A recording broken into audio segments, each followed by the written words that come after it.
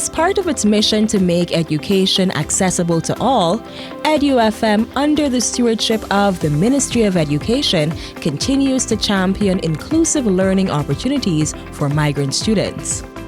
One such initiative is the recently concluded English for Spanish Speakers workshop at Port Kaituma Secondary School. The 5-day workshop, led by the passionate and dedicated Mrs. Latoya Atwell, catered to 22 students ages 12 to 16. According to Mrs. Atwell, this workshop was mainly to target Spanish migrants and to help them become more involved and incorporated into the education system in Guyana. Mrs. Atwell guided the students through fundamental English grammar concepts, including the plural and singular of words and verb tenses, namely the simple present, the simple past, and the present continuous tenses. The Spanish teacher was impressed and inspired by the students' eagerness to learn.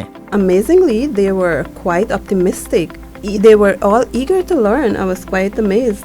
This English for Spanish Speakers workshop is one of the many ways EduFM makes education more accessible and further empowers our nation's learners.